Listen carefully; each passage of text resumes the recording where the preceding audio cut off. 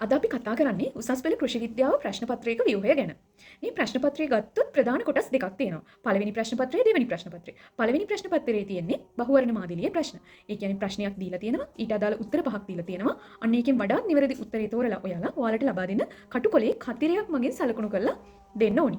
එතකොට මෙන්න මේ වගේ ප්‍රශ්න 50ක් ඔයාලට හම්බ වෙනවා. මේ ප්‍රශ්න 50ට උත්තර ලියන්න පැය දෙකක කාලයක් ඔයාලට ලබා දෙනවා. ඊළඟට දෙවෙනි ප්‍රශ්න පත්‍රය. මේ දෙවෙනි ප්‍රශ්න පත්‍රයේ කොටස් දෙකක් තියෙනවා A B කියලා. ඒ කොටසේ තියෙන්නේ ව්‍යුහගත මාදිලියේ ප්‍රශ්න. ප්‍රශ්නේ දීලා තියෙනවා, ප්‍රශ්නෙට උත්තර ලියන්න ඉඩ දීලා තියෙනවා. අන්න ඒ ඉඩ ඇතුළ ඔයාලා ප්‍රශ්නෙට උත්තරේ ලියන්න ඕනි. ඒ වගේ ප්‍රශ්න හතරක් ඔයාලගේ ප්‍රශ්න පත්‍රයේ තියෙනවා. ඊට පස්සේ B කොටස. B කොටස කියන්නේ රචනා මාදිලියේ ප්‍රශ්න.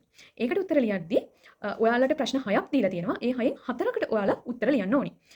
ඒකේ එක ප්‍රශ්නයක් ගත්තොත් ඒ ප්‍රශ්නේ කොටස් 3ක් තියෙනවා. එතකොට ඒ ඔක්කොටම ඔයාලා උත්තර ලියන්න ඕන.